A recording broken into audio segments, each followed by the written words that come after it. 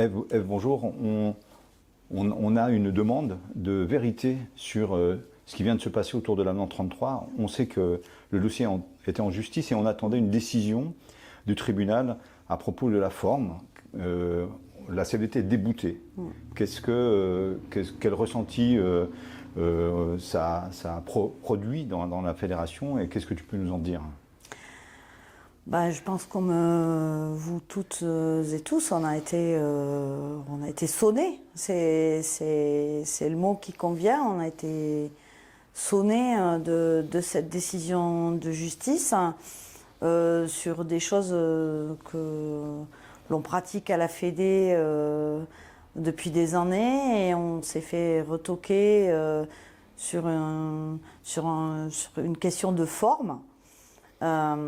Et donc, une fois qu'on a encaissé le choc, on était aussi, comme vous, très en colère. Et puis après, il faut faire un pas de côté et décider comment on va de l'avant. Il y avait deux choix qui s'offraient à nous. Soit de ne pas interjeter appel de cette décision, ce qui nous a mené à enterrer le dossier juridique de l'avenant 33 et donc par conséquence, mais on pourra peut-être y revenir, enterrer l'avenant 33 ou alors interjeter appel et c'est ce que le Conseil fédéral a décidé hier de poursuivre la procédure en appel sur la forme pour qu'à un moment donné ça puisse se juger sur le fond et c'est parce que c'est bien ça l'intérêt, c'est que ça puisse se juger sur le fond.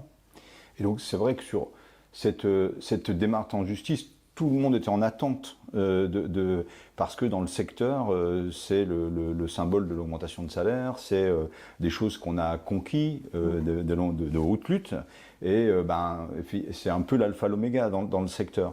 Et on a donc l'impression que cette décision qui reporte, qui va encore faire durer le dossier, c'est un échec et puis on a l'impression que ça bloque tout le reste. Quelle est l'analyse de la CFDT? Est-ce que cette action en justice bloque les situations, d'après toi?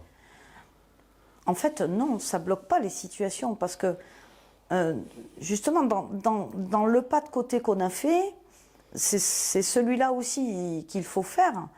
C'est de se dire, en fait, si on n'avait pas été en justice pour obtenir l'application de l'avenant 33, qu'est-ce qui se serait passé? Est-ce qu'il y aurait eu des négos de branche? Non, parce que l'existence légale de l'avenant 33, il ne vient pas de l'action en justice, en fait. Cet avenant, il a une existence légale, il est publié à Légifrance, il est donc applicable.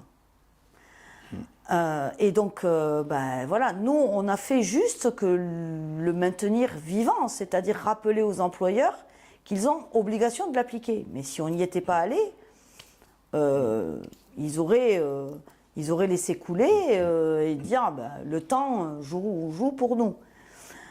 Donc non, l'action en justice, elle continue à faire vivre l'avenant 33, mais elle ne freine en rien. Parce que le principal problème de l'application de l'avenant 33, il est financier. Et que de toute façon, depuis la négociation de cet accord, et même avant, puisque depuis 2022, il ne se passe rien. Depuis 2002, la classification, elle datait de 2002, de la création de la convention collective. Et il ne s'est pas plus passé de choses entre 2002 et 2022 que depuis 2022. Donc ce n'est pas une question de philosophie ou de machin, c'est une question qui est que les employeurs ne veulent pas partager la valeur de leur entreprise. Ils ne veulent pas et ils mettent toutes les forces disponibles pour ne pas partager cette valeur. Et il ne faut pas se tromper d'adversaire. Les adversaires, c'est bien eux, c'est bien les employeurs. Là, aujourd'hui, c'est la CFDT qui est dans le collimateur, puisque c'est vrai on est visible, on fait une communication là autour et on tient à ces accords. Et pour le coup, cet échec ou ce report, en tout cas, il est forcément imputé à la CFDT. Toi, tu dis, on sait que il y a le gouvernement, il y a les patrons et il y a évidemment les organisations de salariés, et la CFDT en particulier, qui sont les trois partenaires. Et là, tu dis, les patrons, ils ont les moyens de faire, les moyens d'augmenter les salaires. Bien sûr. C'est ça? Oui, ils ont les moyens de le faire. Ils ont aussi les moyens de le faire dans les entreprises. Parce qu'ils disent aux salariés, pas d'augmentation de salaire, parce qu'on attend l'application de l'avenant 33. Alors ça, c'est déjà avoué qu'il devrait s'appliquer, déjà petit 1. Et 2, rien ne les empêche de l'appliquer. Il est publié à Légifrance. Donc, il ne faut pas se tromper d'ennemi. Ou d'augmenter les salaires. Ou d'augmenter les salaires pour tendre à l'avenant 33 le jour où il s'appliquera. Ce n'est pas leur discours. Et donc, c'est du CFDT bashing. C'est pour nous porter préjudice, pour monter les salariés contre nous. Et puis, moi, j'ai envie de dire aussi quelque chose, c'est que ceux qui n'agissent pas, ils ne s'exposent pas. Et nous, on a choisi d'agir pour les salariés. Et donc forcément, on est exposé à la critique. Mais ceux qui ne font rien, qui restent planqués dans leur bureau de directeur avec des augmentations de salaire encore cette année, et les chiffres sont publics, eh ben, ceux-là, ils s'exposent à rien. Et ils touchent plus que l'année dernière, contrairement aux salariés. Donc, faut faire la part des choses sur ces sujets-là, même si je comprends très bien la colère des salariés. Tu l'as dit un temps, dans cette affaire, la CFDT fait office de digue, parce que, effectivement, tu l'as expliqué là, il ne se passe rien, non.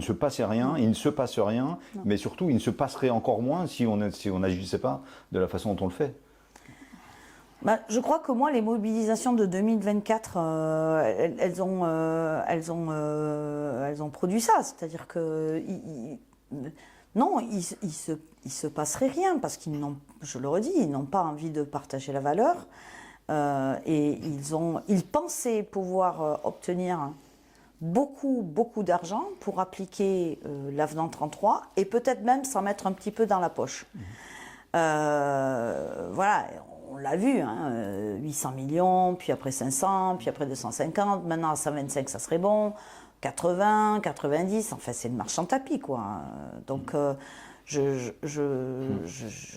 pense qu'il n'y a pas dans leur plan, dans leur business plan, il n'y a pas de place pour l'augmentation des salaires des salariés. Et si nous, on va pas au front et on continue, il faut continuer à dire que pour nous, le pouvoir de vivre des salariés de ce secteur-là, il est au cœur du réacteur. On fait l'activité, c'est nous qui produisons, c'est vous qui produisez. Et sans nous, il n'y a pas d'issue. Et puis, vous voyez bien le contexte cet été-là, des maternités qui ferment, des cliniques qui ne veulent plus faire des activités, des restructurations. Vous voyez bien que la motivation derrière tout ça, c'est pas d'améliorer le système de soins. Hein. La motivation derrière tout ça, c'est faire plus de fric. Voilà, plus de fric et le garder pour soi.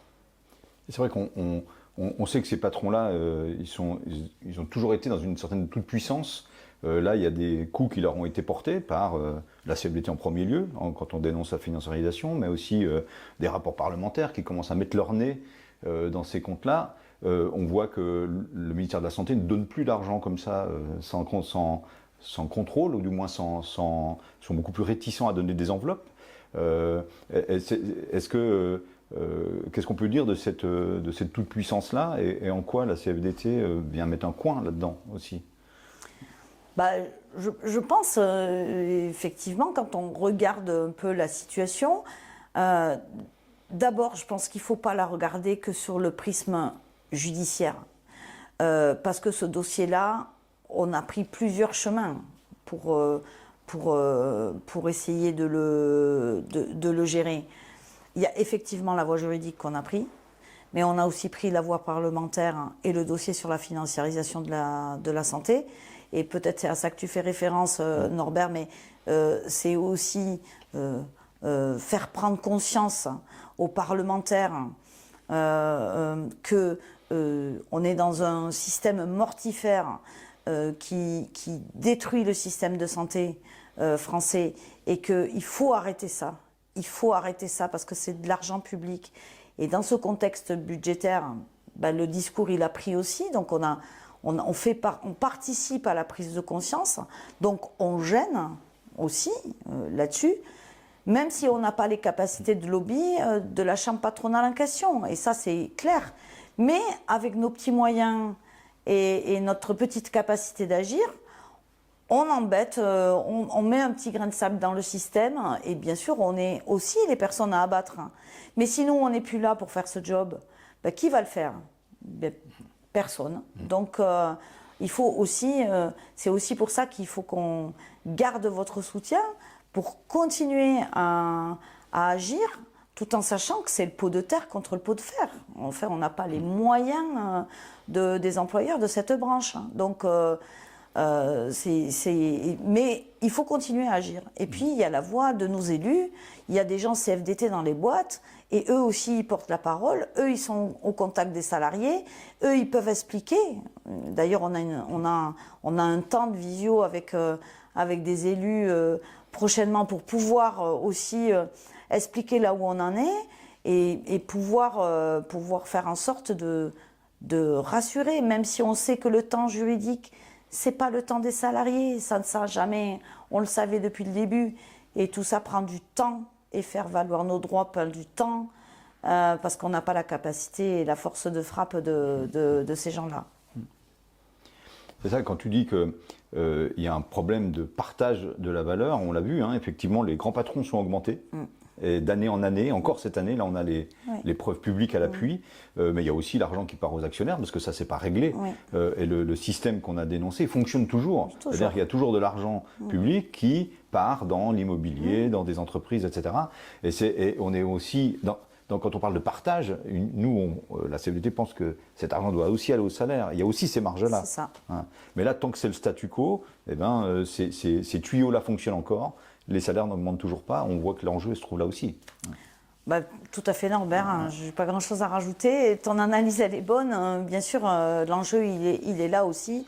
L'enjeu, il est de rééquilibrer aussi, en tout cas de contrôler, de réguler ce secteur-là, qui fait ce qu'il veut avec de l'argent public, qui ne récompense pas ses salariés.